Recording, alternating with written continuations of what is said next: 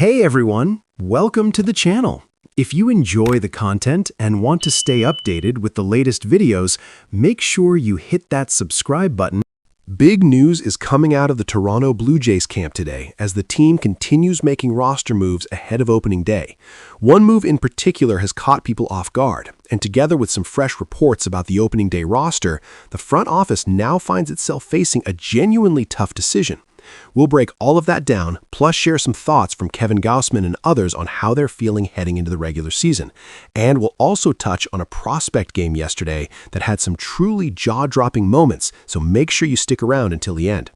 With spring training winding down, the Jays are close to locking in their final roster, and more moves could be coming any day now. Let's start with what happened recently, because one of the latest decisions was a bit of a surprise.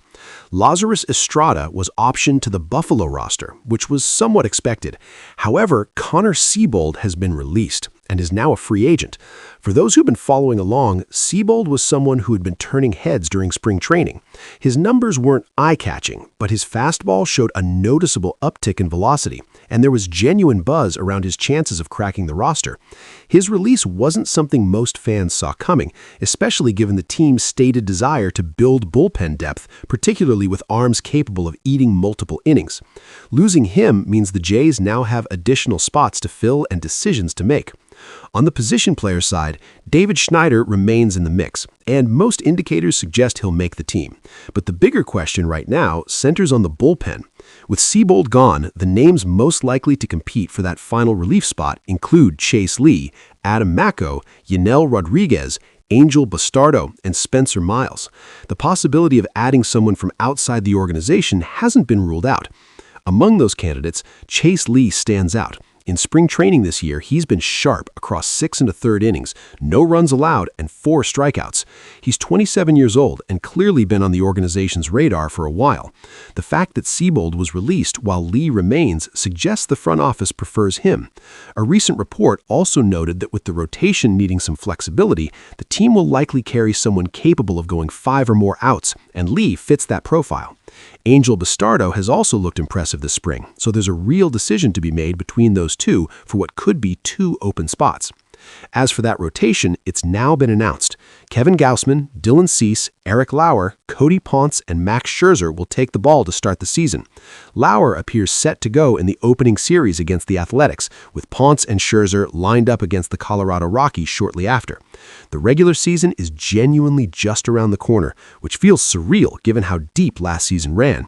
The Jays pushed all the way to Game 7 of the World Series, which shortened the offseason considerably. Back to the roster decisions, and there's another interesting development on the infield side.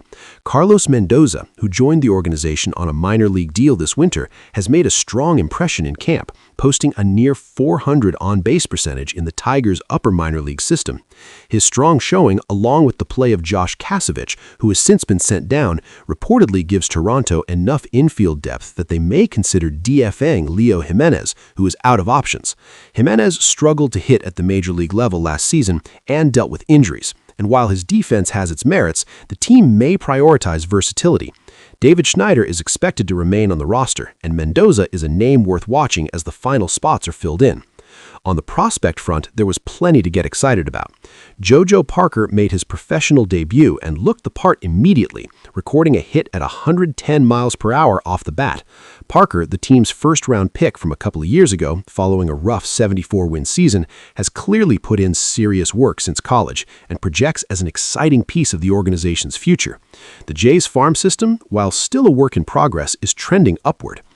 Gage Stanifer also impressed, throwing 3 innings with no hits, 4 strikeouts, and velocity touching nearly 98 miles per hour. He's currently ranked as the 6th best prospect in the organization and has the potential to be a rotation option by 2027, when several veteran starters will be entering free agency. And finally, Kevin Gausman says he's feeling better than expected heading into the season, closing out spring training with 5 strong innings. Baseball is here, and there's a lot to look forward to in Toronto.